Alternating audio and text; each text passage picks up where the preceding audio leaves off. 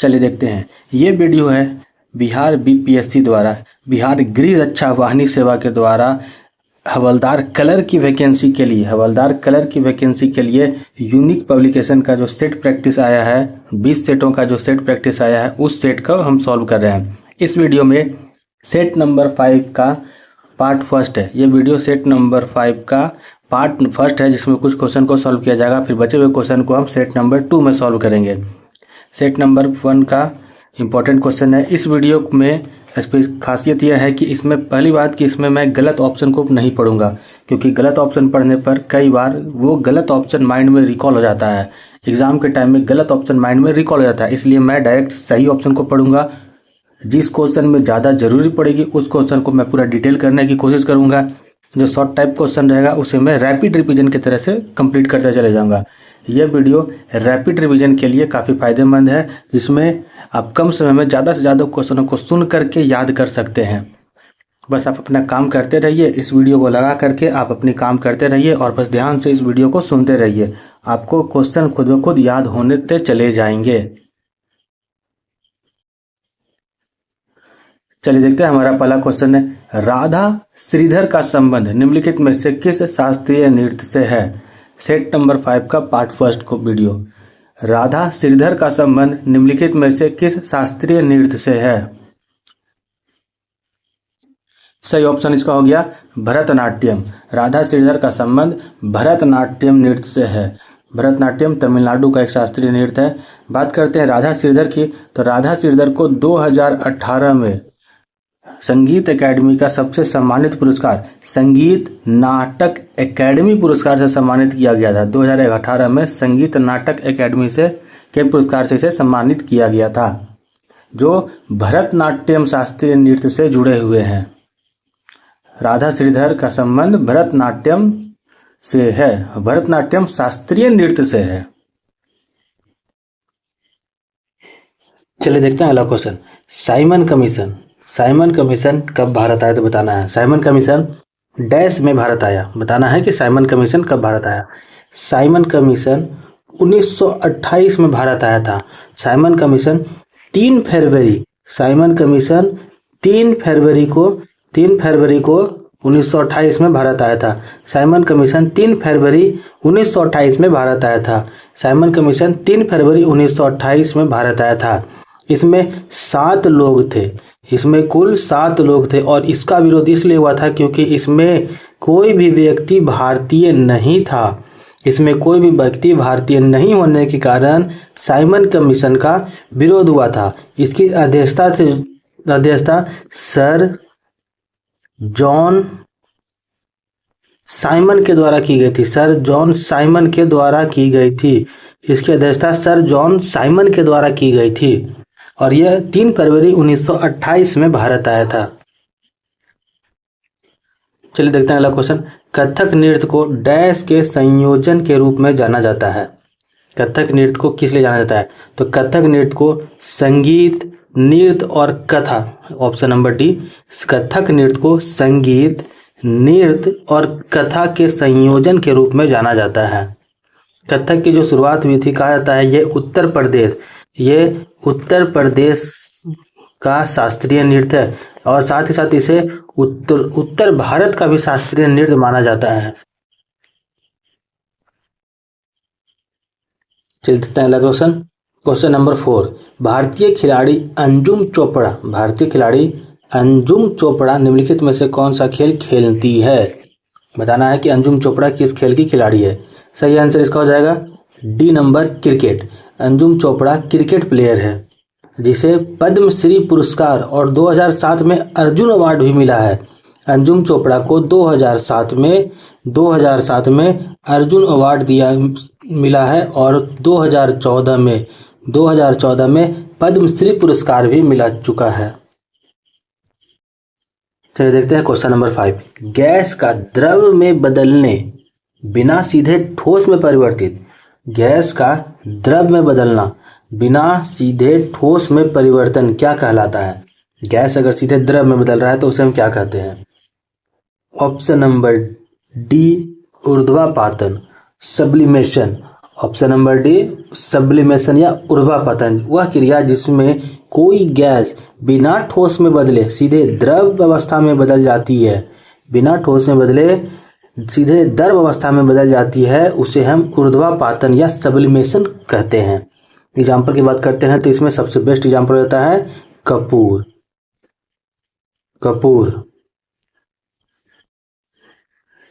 चलिए देखते हैं अगला क्वेश्चन। प्राचीन हड़प्पा शहर किस नदी के तट पर बसा था? प्राचीन हड़प्पा शहर किस नदी के तट पर बसा था? सही आंसर हो गया इसका डी नंबर रावी। हड़प्पा रावी नदी के तट पर बसा हुआ शहर है। हड़प्पा रावी नदी के तट पर बसा हुआ शहर है। इसकी खोज 1921 ईस्वी में दयाराम साहनी के द्वारा की गई थी। इसकी खोज 1921 ईस्वी में दयाराम साहनी के द्वारा की गई थी। प्राचीन हड़प्पा शहर रावी नदी के तट पर बसा है, जिसकी खोज 1921 ईस्वी में दयाराम साहनी के द्वारा की गई थी। चलिए देखते हैं अगला क्वेश्चन। निम्नलिखित में से कौन सा भारत के सर्वोच्च न्यायालय द्वारा जारी किया गया रिट नहीं है? बताना है कि कौन सा सर्वोच्च न्यायालय द्वारा जारी किया गया रिट नहीं है। पहले इसका सही ऑप्शन देख लेते हैं, उसके बाद इसके अन्य ऑप्शनों को भी हम अच्छी तरह से देख लेंगे कि सर्वोच्च न्यायालय कितने प्रकार के रिट जारी करते हैं। इसका सही आंसर हो गया जस सोली। जस सोली रिट सर्वोच्च न्यायालय द्वारा जारी नहीं किया जा सकता है। जस सोली एक अधिकार है जो भारत के किसी भी क्षेत्र में जन्मे नागरिकों को दिया जाता है। जस सोली एक अधिकार है जो भारत के किसी भी क्षेत्र में जन्मे नागरिकता या राष्ट्रीयता या नागरिकता का अधिकार है। जस सोली भारत के किसी भी क्षेत्र में जन्मे लोगों को दिया जाने वाला नागरिकता का अधिकार है। नागरिकता का अधिकार जस सोली कहलाता है। अब बात करते हैं रीट की। सर्वोच्च न्यायालय द्वारा आर्टिकल 32 के द्वारा, सर्वोच्च न्यायालय द्वारा आर्टिकल 32 के द्वारा और उच्च न्यायालय के द्वारा, हाई कोर्ट के द्वारा, सर्वोच्च न्यायालय यानी कि सुप्रीम कोर्ट और उच्च न्यायालय यानी कि हाई कोर्ट के द्वारा आर्टिकल 226 के तहत न्यायालय रीट जारी कर सकता है। सर्वोच्च न्यायालय सुप्रीम कोर्ट आर्टिकल 32 के तहत और हाई कोर्ट उच्च न्यायालय आर्टिकल 226 के तहत रीट जारी करता है। सर्वोच्च न्यायालय 5 प्रकार के रीट जारी करता है। वो 5 प्रकार हो गए। पहला बंदी प्रत्यक्षीकरण, दूसरा प्रतिषेध लेख, तीसरा अधिकार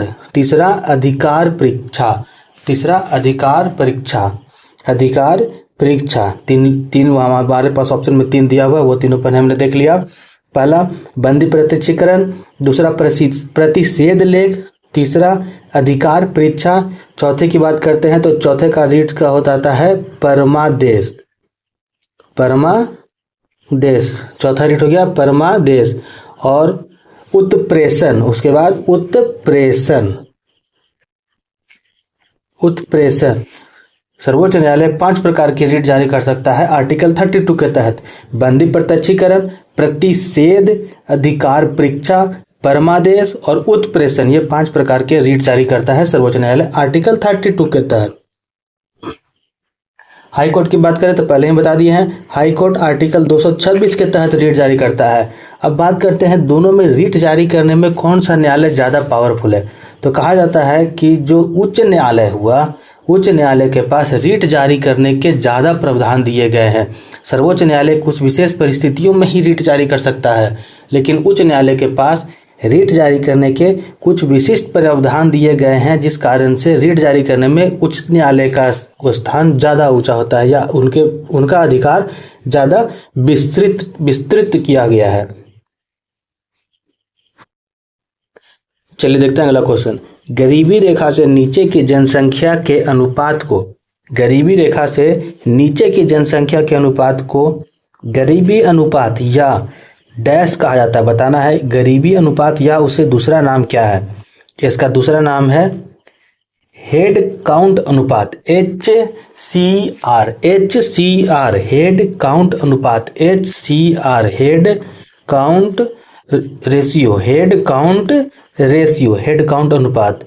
गरीबी रेखा से नीचे वाले व्यक्तियों को की जनसंख्या के अनुपात को गरीबी अनुपात या head count ratio, head count अनुपात कहा जाता है। चलिए देखते हैं अगला क्वेश्चन। गुरु पर्व, गुरु पर्व निम्नलिखित में से किस समुदाय द्वारा मनाया जाता है? बताना है कि गुरु पर्व किस समुदाय के द्वारा मनाया जाता है। सिंपल सा क्वेश्चन है, बहुत ही सिंपल क्वेश्चन है। गुरु पर्व सिख समुदाय द्वारा मनाया जाने वाला पर्व है। गुरु पर्व सिख समुदाय वाला मनाया जाने वाला पर्व है। यह पर्व सिख धर्म की संस्थापक गुरु नानक देव की जयंती पर मनाया जाता है। गुरु नानक देव की जयंती पर सिख जनजाति, सिख समुदाय के लोग गुरु पर्व मनाते हैं। चलिए देखते हैं अगला क्वेश्चन। इसका ऑप्शन अगले पेज में हमको मिल जाएगा। फिलहाल यहाँ पर हम डायरेक्ट, क्वेश्चन सिंपल है इसलिए पहले हम इसको यहीं पर सॉल्व कर लेते हैं। हमारा क्वेश्चन है, एक घड़ी 600 रुपये में खरीदी जाती है। एक घड़ी 600 रुपये में खरीदी जाती है और 5500 में बेची जाती है, तो बताना है कि हानि प्रतिशत क्या होगा। तो 600 में खरीदी गई और 5500 में अगर बेची जाती है तो इसमें हानि निकलता है 500 रुपये का। अगर हम प्रतिशत की बात करते हैं तो क्रय मूल्य के साथ हानि प्रतिशत को निकाला जाता है। तो क्रय मूल्य का हमें रेशियो मिल गया और इनटू प्रतिशत निकालने के लिए हमने 100 से उसे गुना कर दिया। बहुत ही सिंपल क्वेश्चन है। 5/50/6, इसे 2 से काटेंगे तो यहाँ 25, 25/3, 25/3। अब रेशियो में देख लेते हैं हम दोनों ऑप्शन को, या तो 25/3 ऑप्शन होगा या फिर इसे हम अगर तोड़ेंगे तो 8.33%, 8.33%। ये हमारा आंसर हो गया।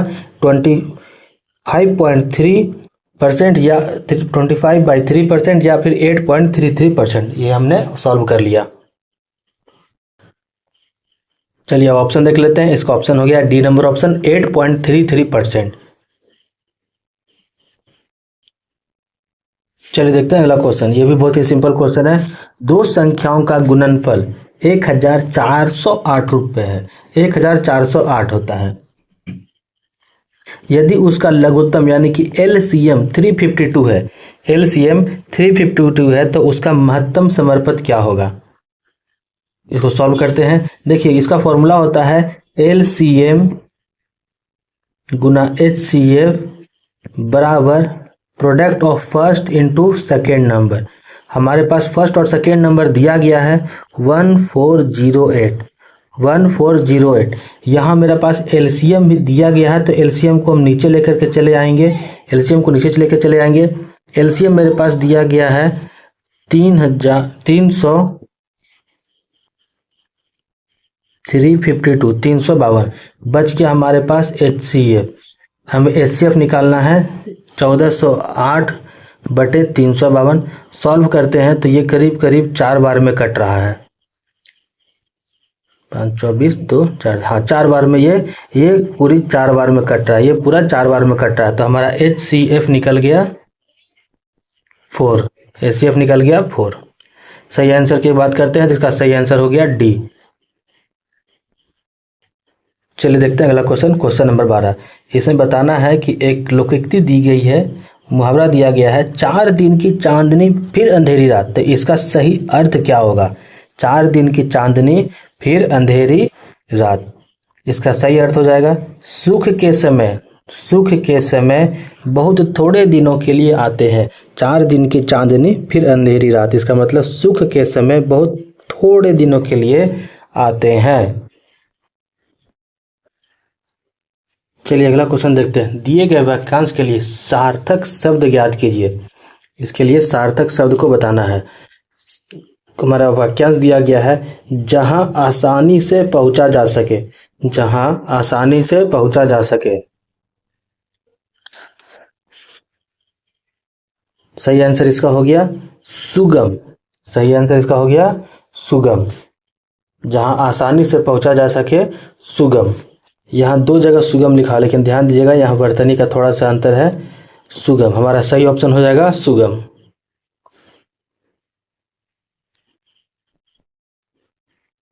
चलिए हमारा अगला क्वेश्चन हो गया, निम्नलिखित में से उस कार्बोहाइड्रेट की पहचान कीजिए जो कार्बोहाइड्रेट की परिभाषा के अनुरूप नहीं है। उस कार्बोहाइड्रेट की पहचान करना है जो कार्बोहाइड्रेट की परिभाषा के अनुरूप नहीं है। सही आंसर हो गया रेमनोज। रेमनोज कार्बोहाइड्रेट की परिभाषा के अनुरूप नहीं है। तो एक बार इसका ऑप्शन देख लेते हैं कि कौन कौन सी कार्बोहाइड्रेट के अंतर्गत आता है। तो कार्बोहाइड्रेट के अंतर्गत आने वाले होते हैं सुक्रोज, फ्रुक्टोज और माल्टोज।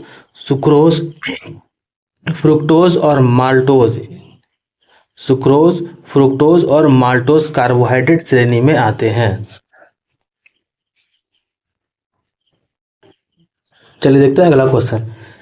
विख्यात भातखंडे संगीत संस्था कहाँ स्थित है? विख्यात भातखंडे संगीत संस्था कहाँ स्थित है? सही ऑप्शन इसका हो गया लखनऊ में। विख्यात भातखंडे संगीत संस्था लखनऊ में स्थित है।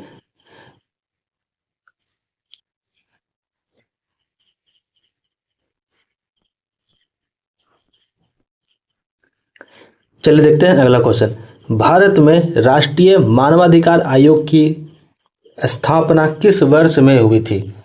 भारत में राष्ट्रीय मानवाधिकार आयोग की स्थापना किस वर्ष में हुई थी?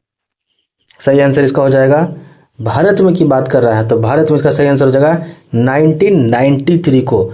12 अक्टूबर 1993 को भारत में राष्ट्रीय मानवाधिकार आयोग की स्थापना की गई थी। भारत में राष्ट्रीय मानवाधिकार आयोग की स्थापना 12 अक्टूबर 1993 को की गई थी।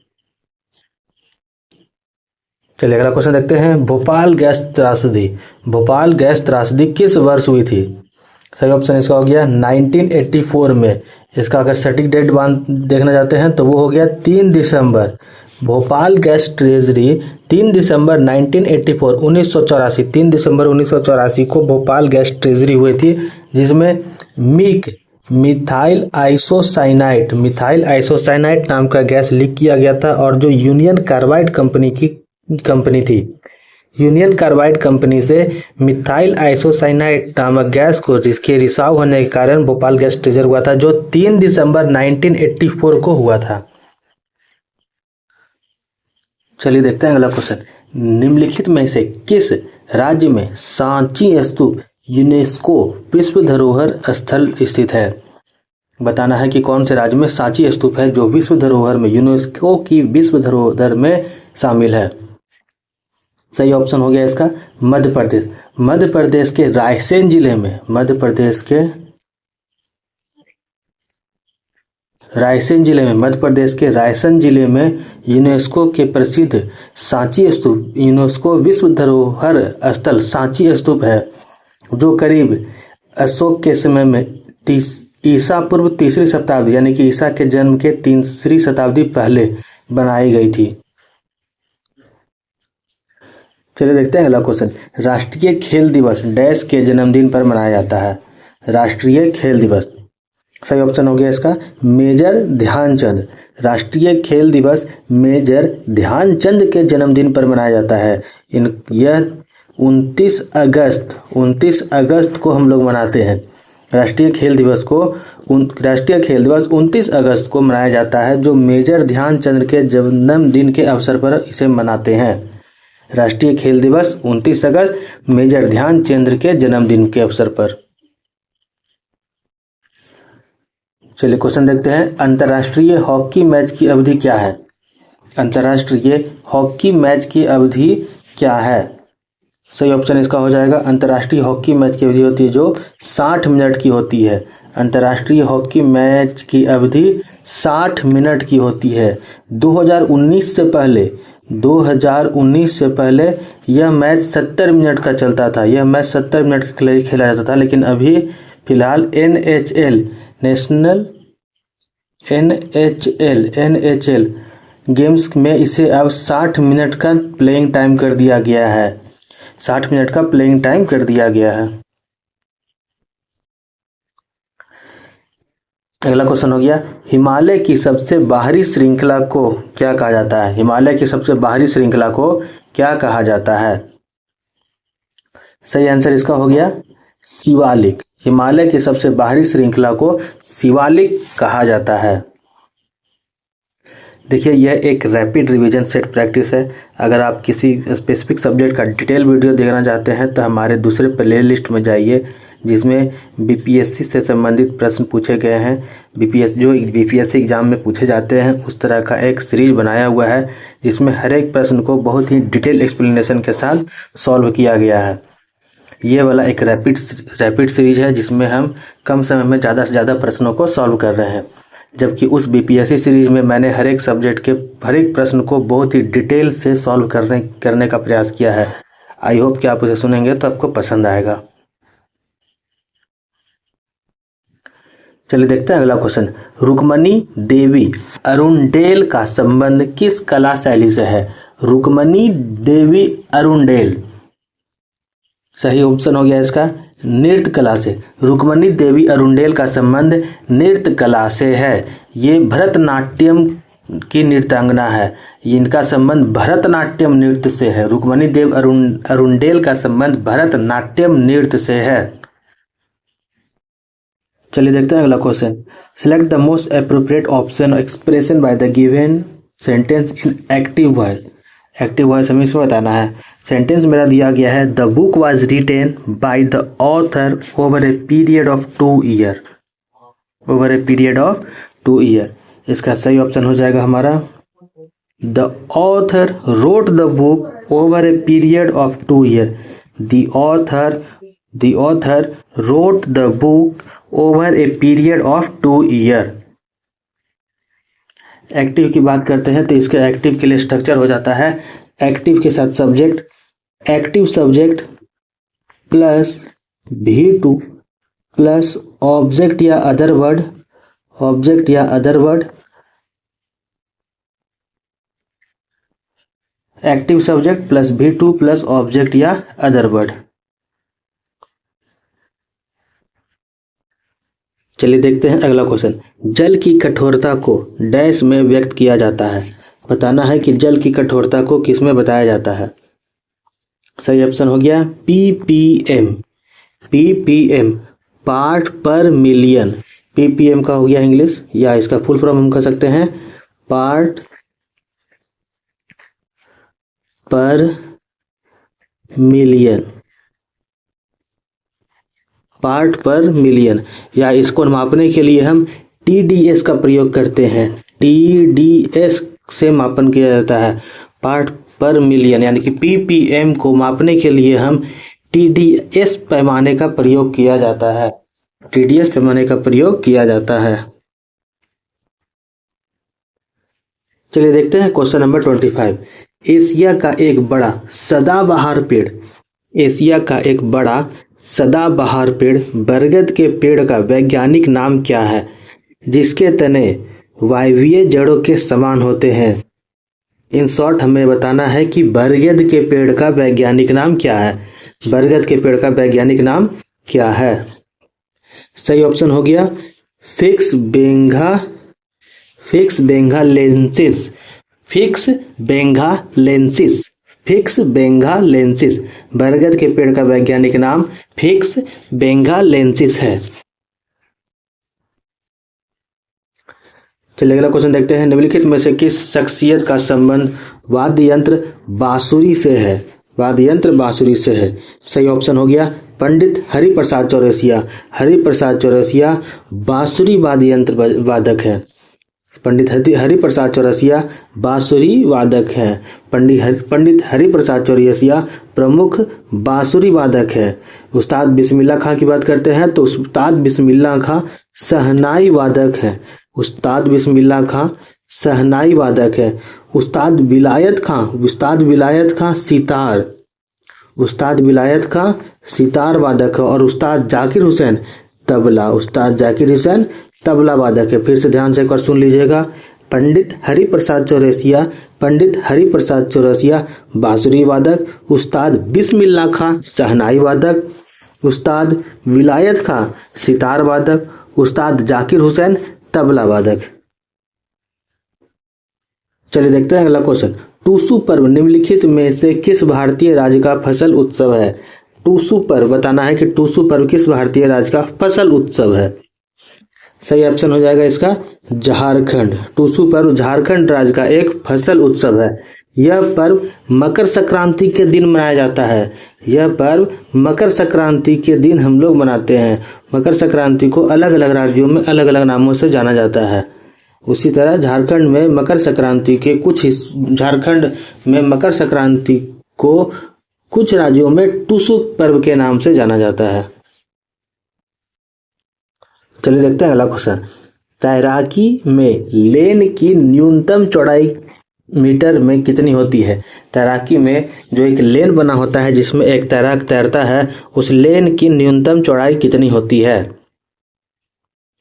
सही आंसर हो गया 2.13 मीटर। 2.13 मीटर।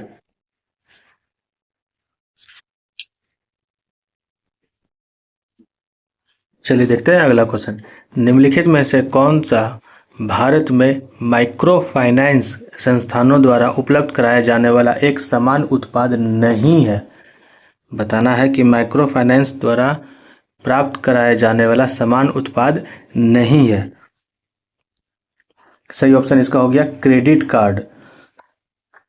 Credit card.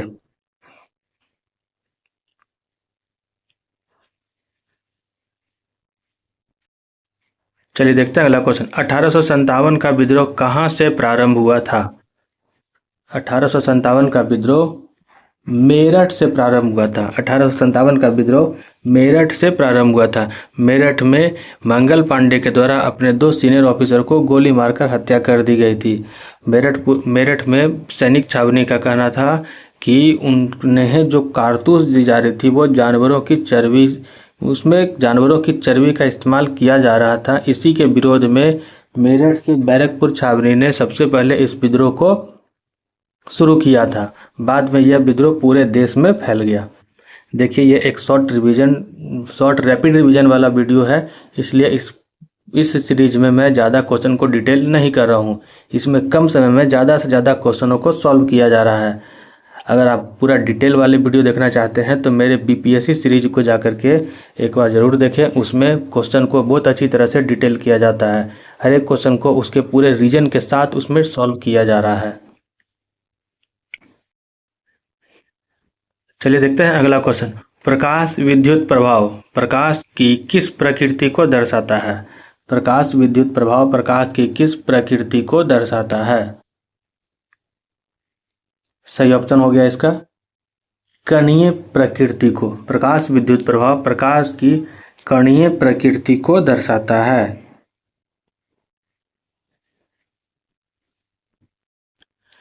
चलिए देखते हैं अगला क्वेश्चन। भारत में पहले क्षेत्रीय ग्रामीण बैंक प्रथम बैंक का मुख्यालय किस राज्य में था? सही ऑप्शन इसका हो गया डी नंबर उत्तर प्रदेश में। डी नंबर उत्तर प्रदेश में भारत के पहले क्षेत्रीय ग्रामीण बैंक प्रथम बैंक का मुख्यालय उत्तर प्रदेश में स्थित था। चलिए देखते हैं अगला क्वेश्चन। सामान्य रूप से कम श्रम पूंजी के साथ बड़े बड़े खेतों में कृषि को क्या कहा जाता है? सही ऑप्शन इसका हो गया विस्तृत खेती। सामान्य रूप से कम श्रम और पूंजी के साथ बड़े खेतों में कृषि को विस्तृत खेती कहा जाता है। विस्तृत खेती में श्रमिक का उपयोग कम होता है किंतु प्रति श्रमिक उत्पादन की मात्रा अधिक होती है। कम जनसंख्या वाले क्षेत्रों में इस तरह की खेती की जाती है। कम जनसंख्या वाले क्षेत्रों में विस्तृत खेती की जाती है। चलिए देखते हैं अगला क्वेश्चन। उत्तर रामचरित निम्नलिखित में से किस कवि की रचना है? बताना है कि उत्तर रामचरित किस कवि की रचना है। सही आंसर हो गया इसका भावभूत। उत्तर रामचरित्र भावभूत की एक नाटक काव्य है, एक नाटक है। जयदेव की बात करते हैं तो जयदेव को गीत गोविंद के लेखक माना जाता है। जयदेव ने गीत गोविंद की रचना की थी। कल्हण ने रास तरंगिणी और हेमचंद्र ने द्वायश्रय की रचना की थी। जयदेव ने गीत गोविंद की, कल्हण ने रास तरंगिणी की, भावभूत ने उत्तर रामचरित नाटक की रचना की थी और हेमचंद्र ने द्वायाश्रय काव्य की रचना की थी। चलिए अगला ऑप्शन देखते हैं। अगला क्वेश्चन हमारा हो गया, मनाली से लाहौल स्पीति घाटी से जोड़ने वाली सुरंग कौन सी है? मनाली को लाहौल स्पीति घाटी से जोड़ने वाली सुरंग कौन सी है? सही आंसर इसका हो गया अटल रोड सुरंग। अटल रोड सुरंग, अटल रोड सुरंग मनाली को लाहौल स्पीति से जोड़ने वाली सुरंग है। चलिए हम देखते हैं अपना अगला क्वेश्चन। 576, 324 और 360 का महत्तम समर्पत हमें निकालना है। 576, 324 और 360 का महत्तम समर्पत हमें निकालना है, यानी कि HCF निकालना है। HCF निकालने के लिए सिंपल रूल को हम यूज करते हैं कि सभी संख्याओं का भाग लगना चाहिए। 3 से अगर 576 काटेंगे तो ये मेरा कट रहा है 19 दूनी 192 बार में। इसे काटते हैं तो ये कटता है 324 मेरा कट रहा है 108 बार में। 360 को काटते हैं तो ये 120 बार में। फिर से यहाँ 4 से अगर काटते हैं तो 4 से कट रहा है ये 48, यहाँ हो गया 27, यहाँ हो गया 30 बार में। फिर से एक और 3 से कट रहा है, 3 से कट रहा है तो उसे हम देख लेते हैं। ये कट रहा है 16 3 48, यहाँ हो रहा है 9 3 27 और यहाँ हो रहा है 10। अब देख रहे हैं अब इसके बाद ये सारी संख्याएं अब कटने वाली नहीं है, तो महत्तम समर्पत यानी कि जो सभी से कट जाए तब इससे हम गुना कर लेते हैं। 4 3 12, अब 12 3 36, 36 तो हमारा आंसर हो जाएगा 36 हमारा आंसर हो गया। यानी कि इस जो प्रश्न दिए गए हैं 576, 324 और 360 का HCF 36 यानी कि 36 होगा। ऑप्शन को एक बार देख लेते हैं तो इसका सही ऑप्शन हो गया बी नंबर 36। चलिए देखते हैं अगला क्वेश्चन। इसका ऑप्शन अगले स्लाइड में आपको मिल जाएगा। ये चूंकि ऑप्शन वाला उतना ज़्यादा जरूरी नहीं है, हम डायरेक्ट भी इसे सॉल्व कर सकते हैं, तो पहले यहीं पर इस क्वेश्चन को हम सॉल्व कर लेते हैं। बोल रहे हैं 12 मीटर आधार और 20 मीटर ऊंचाई वाले समानांतर चतुर्भुज का क्षेत्रफल क्या होगा? समानांतर चतुर्भुज का क्षेत्रफल क्या होगा? तो समानांतर चतुर्भुज का क्षेत्रफल को हम लिख सकते हैं B × H यानी कि बेस गुना हाइट। तो यहाँ दिया हुआ है मेरा 12 गुना 20, दोनों को गुना करते हैं तो मेरा आंसर आ गया 240 मीटर स्क्वायर। 240 metre square. चलिए ऑप्शन इसमें देख लेते हैं। D number option 240 metre square. चलिए देखते हैं हमारा अगला क्वेश्चन। 9 क्रमांगत संख्याओं का औसत 45 है। इन संख्याओं में सबसे बड़ी संख्या कौन सी है वो बताना है। देखिए ये नॉर्मल कॉमन सेंस वाला क्वेश्चन है, इसमें ज़्यादा मैथ फॉर्मूला या ट्रिक लगाने की कोई ज़रूरत नहीं है। इसे एकदम सिंपल लैंग्वेज में सॉल्व करते हैं। अगर 9 लगातार संख्याओं का औसत 45 बोला जा रहा है तो बीच की जो संख्या होगी वो 45 होगी। तो अगर हमें आगे बढ़ना है तो इसमें +4 किया जाएगा और पीछे वाली संख्या निकालने के लिए -4 किया जाएगा, क्योंकि लगातार की बात कर रही है और प्रश्न में दिया गया सबसे बड़ी संख्या। तो बड़ी संख्या के लिए हम आगे बढ़ते हैं तो 45 में +4 करते हैं तो मेरी सबसे बड़ी संख्या 49 निकलती है। अगर छोटी संख्या बोली जाती तो -4 यानी कि 41 आता। -4 करके हम 41 यानी कि सबसे छोटी संख्या भी निकाल सकते हैं और सबसे बड़ी संख्या भी निकाल सकते हैं।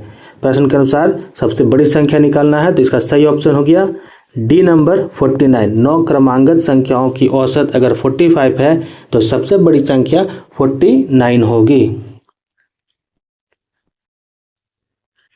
चलिए अगला क्वेश्चन हम देखते हैं। निम्नलिखित समीकरण में सही बनाने के लिए किन दो चिन्हों का आपस में बदलना जाना चाहिए? ऑप्शन से चलते हैं direct. D number option plus और गुना को चेंज करते हैं, तो इसके जगह पर प्लस का साइन देंगे और गुना प्लस के जगह पर हम गुना का साइन करते हैं। इसके बाद ऑप्शन को आराम से आप चेंज कर सकते हैं। इसका सही आंसर हो गया डी नंबर प्लस और गुना। चलिए देखते हैं अगला क्वेश्चन। 2 पादप कोशिकाओं के बीच कोशिका भित्ति से होकर गुजरने वाली टनल को क्या कहा जाता है? 2 पादप कोशिकाओं के बीच कोशिका भित्ति से गुजरने वाली टनल को क्या कहा जाता है? सही ऑप्शन हो गया इसका जीव द्रव्य तंतु। जीव द्रव्य तंतु। 2 पादप कोशिकाओं के बीच गुजरने वाली टनल को जीव द्रव तंतु कहते हैं। चलिए देखते हैं अगला question. Deodhar trophy. Deodhar trophy का संबंध किस खेल से है? देवधर ट्रॉफी का संबंध किस खेल से है? सही आंसर इसका हो गया क्रिकेट। देवधर ट्रॉफी का संबंध क्रिकेट खेल से है। चलिए देखते हैं अगला क्वेश्चन। भोजन में स्टार्च की उपस्थिति का परीक्षण करने के लिए किस विलय का प्रयोग किया जाता है? बताना है भोजन में अगर स्टार्च की उपस्थिति को परीक्षण करने के लिए हम किस विलयन का प्रयोग करते हैं। सही ऑप्शन इसका हो गया डी नंबर, आयोडीन विलयन का। आयोडीन विलयन का स्टार्च की उपस्थिति पता करने के लिए हमें आयोडीन विलयन का परीक्षण करना चाहिए। चलिए अगला क्वेश्चन देखते हैं। वित्त आयोग में अध्यक्ष के अतिरिक्त अन्य कितने सदस्य होते हैं? वित्त आयोग में अध्यक्ष के अतिरिक्त अन्य कितने सदस्य होते हैं? सही आंसर इसका हो गया ए नंबर, 4 अन्य सदस्य होते हैं। ए नंबर 4 अन्य सदस्य होते हैं। देखिए अगर आर्टिकल की बात करते हैं तो भारत के संविधान में अनुच्छेद 280 के तहत, आर्टिकल 280 के तहत अर्ध न्यायिक निकाय के रूप में वित्त आयोग की व्यवस्था की गई है। अंतर्गत 280 आर्टिकल 280 के अंतर्गत अर्ध न्यायिक निकाय के रूप में वित्त आयोग की व्यवस्था की गई है, आर्टिकल 280 के तहत। चलिए देखते हैं अगला क्वेश्चन। निम्नलिखित में से किस विकल्प में भारत की फसल ऋतु का समूह शामिल है? भारत की फसल ऋतु का समूह शामिल है। सही आंसर इसका हो गया रबी, खरीफ और जायद फसल। बी नंबर, रबी, खरीफ और जायद फसल। रबी, खरीफ और जायद फसल भारत में फसल ऋतु के समूह में आता है। चलिए देखते हैं अगला क्वेश्चन। निम्नलिखित में से कौन सी गोदावरी नदी की सहायक नदी नहीं है? गोदावरी नदी की सहायक नदी नहीं है। सही आंसर इसका हो गया कामेंग। कामेंग नदी जो है वो ब्रह्मपुत्रा की सहायक नदी है। कामेंग नदी ब्रह्मपुत्रा की सहायक नदी है। इसके अलावा गोदावरी की बात करते हैं तो गोदावरी के सहायक नदियों में प्राणहिता, इंद्रावती और मंजरा। प्राणहिता, इंद्रावती और मंजरा सभी गोदावरी की सहायक नदियां हैं। गोदावरी को दक्षिण भारत की गंगा या दक्षिण की गंगा कहा जाता है। इसकी कुल लंबाई 1465 किलोमीटर है। चलिए देखते हैं अगला क्वेश्चन। आवर्त सारणी के समूह 17 के तत्वों को किस रूप से जाना जाता है? आवर्त सारणी के समूह 17 के तत्वों को किस रूप से जाना जाता है? सही आंसर इसका हो गया हैलोजनों के रूप में। हैलोजन के रूप में समूह 17 में फ्लोरीन, क्लोरीन, ब्रोमीन, आयोडीन, एस्टाइन और टेंसेनाइन शामिल है। इन्हें हैलोजन ग्रुप में रखा जाता है। चलिए देखते हैं अगला क्वेश्चन। निम्नलिखित में से किस दिन राष्ट्रीय एकीकरण दिवस मनाया जाता है? निम्नलिखित में से किस दिन राष्ट्रीय एकीकरण दिवस मनाया जाता है? सही आंसर इसका हो गया 19 नवंबर। 19 नवंबर को राष्ट्रीय एकीकरण दिवस मनाया जाता है।